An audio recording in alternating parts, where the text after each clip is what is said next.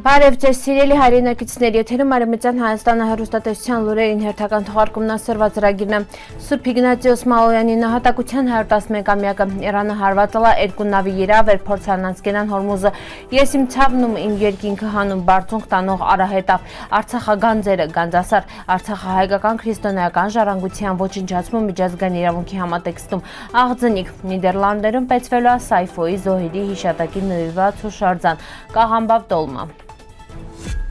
2026 թվականի հունիսի 11-ին լրանում է Հայ կաթողիկե եկեղեցու նշանավոր Սուրբ ու Հայրի ցեղասպանության նահատակներամինի Սուրբ Իգնատիոս Մալոյանի նահատակության 111-ամյակը։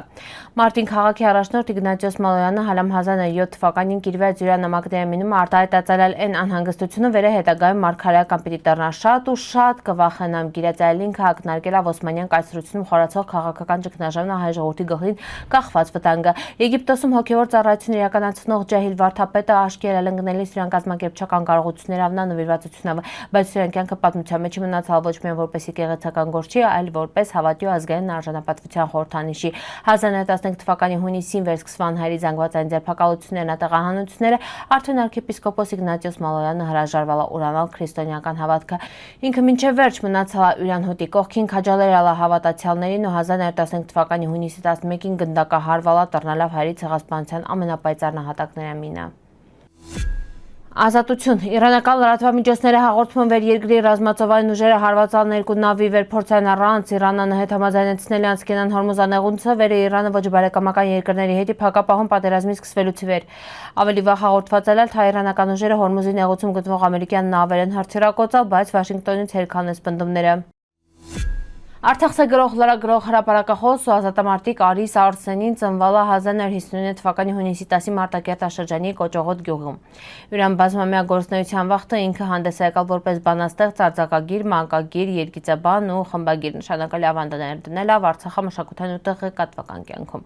Բարձրանալով Ստեփանակերտի պետական մանկավարժական ինստիտուտի լեզվագրական ֆակուլտետը ինքը երկար տարիներ գործարարել լրագրության ոլորտում։ Խմբագրալ է Ջրաբերդ, Թեզաշահումյան, Արմիություններ, կոմունիստ ու այլ թերթեր գործարարել Արցախի հեռուստատեսությունում ու Արցախ հանդեսում իրան հեղինակությունով լույս են տեսել 25 գրքեր, որոնց առանցքում հայրենի հողը, պատերազմն ու հերոսացած զինվորների հիշատակն են։ Գանձասար վանական համալիրը թվագրվում է 13-րդ դարավ աննստացալորյան տեղադիրքից բլրից վերին ընդերքումը կան արծաթյու մետաղների հանքեր։ Գանձասարը առաջնորդարանալը Լոխաչենը իշխանների տոհմական տապանատունը Հասան Ջալալյան տոհմի իշխանների հոգացության շնորհիվ Գանձասարը պահպանալա հոգևոր կենտրոնի յուրան դերը։ Վանք ունեցել հարուստ ձեռագրատուն, դպրանոց, տեղ ստեղծվան բարձրաժեք ձեռագրեր, կրթվան հոգևոր գործիչներ, որոնք իրանց նպաստ են բերել Խաչենա ու հարակից շրջանների մտավոր մշակութային կյանքի զարգացմանը։ Պահպանվել տաճարնագավիթը։ Հովհաննես Մկրտչի տաճարը 1216-ից 1238 թվականներին կառուցվել ներքին Խաչենի իշխան Հասան Ջալդոլան, իսկ գավիթը 1261-ին հիմնադրել են Հասանա Յուրան կնեգե Մամքանը ու ավարտալ իրանց որդի Աթաբակը 1266 թվականին։ Աշկի անկնում ճարտարապետական հարուստ հարդարանքը։ Արտաքին հարդարանքում ճարտարապետի ուշադրության կենտրոնում մնալ 16 նիստանի թմբուկը։ Թմբուկի նիստերը մեկն մեջ ջլատված են, անկյունաձև խորշեր, այստեղ տեղադրված են երկու կտիտորների Ադամի ու Եվայի Քրիստոսի աստվածամոր բարձրաքանդակները։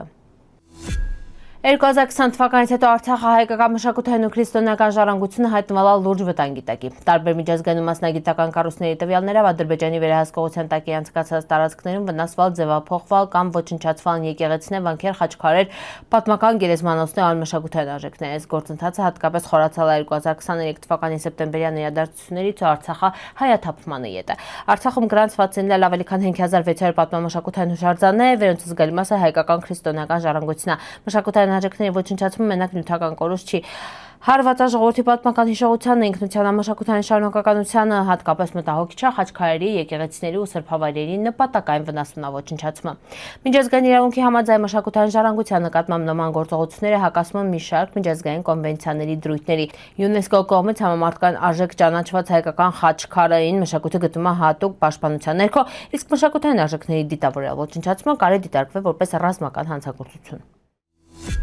Ընկերնա թվերին վեր մարդը մռնելի սալալ ուրան հետ թղելի սնլալ ուրան սիես բիները, որպեզի հանդերձյալ աշխարում վայել է դրանք։ Մինին գերեզմանունցմը հաց ու ջուրուն էլ ատինելիս, էմինինը վսկե, սալ, երորդմը մղր, կինի, հայրի քաղիր գետի ափերին էլ սովորություններալ մարդ կանսնահետ թաղելու աղուձի։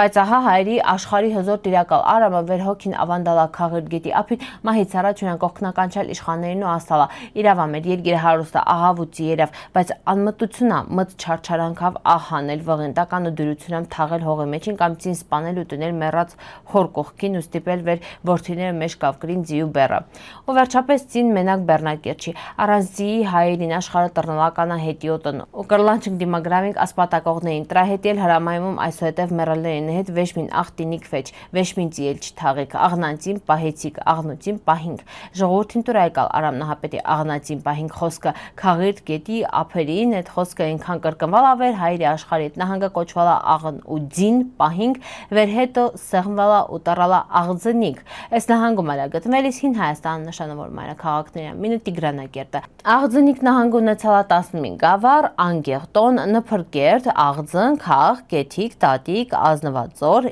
երխետք, գզեղ, սալնոձոր, սանասունք։ Վերջինս հետագայում կոչվալա Սասուն։ Հայկ Խաչատրյան, հայկական տեղանվանապատում։ Հունիսի 14-ին Նիդերլանդների Գլանե քաղաքում գտնվող ասորական ուղղափառ Սուրբ Եփրեմ վանքում տեղի ունենալու 1915 թվականի ասորիների ցեղասպանության Սայֆոյի 111-րդ տարելիցին նվիրված հուշարձանի պաշտոնական բացումը։ Սայֆո անվանումը տրվել է Օսմանյան կայսրությունում 1915 թվականին իրականացված ասորիների զանգվածային կոտորածներին։ Տարբեր ուսումնասիրությունների համաձայն այդ տարիներին զոհվալա շուրջ 300,000 ասորի, իսկ 200,000-ը զրկվել իրեն ինքնությունն ու բռի տեղահանության ենթարկվել։ Ամեն տարի հունիսի 15-ին աշխարհատարբեր երկրներում ասորական համայնքները ոգեկոչում են Սայֆոյի զոհերի հիշատակը։ Քելամավ դոլման հայկական կուխնում առանձնան մերան հագեցվածություն ավնա խորը համավը։ Եթե խաղողին տերևավը տարբերակը նուրբ հաութի թևա, ապա քելամավ դոլման ավելի տնային ու ջերմ զգացողություն է փոխանցում։ Քելամին տերևնեն էրկան եւ ֆելու վախտը տռմն փափուկ ու ներծծումը մսի ու համեմունքների բույրը ստեղծելով հարուստ համային շերտեր։ Քելամավ դոլման շուշուտ պատրաստումը ավելի խիտ սոուսավերը կարի ինի լոլիկի հիմքավը կամ մսային արգանակավը։ Սաուտեստին տամալարացուցիչ հութեղություն ու դարձնում է հատկապես հարմար ձմեռային սեղանին հետի։ Հայկական կուխնյումը էս դոլման հաճախ մատուցումա ցորտ եղանակներին վեր անհրաժեշտ է տաք ու սննդարար ուտեստ։ Սիրելի հայրենակիցներ, սորվայտ տեսքանք պատրաստալ ապրիկ ուշադրության հետի պնդկացիք։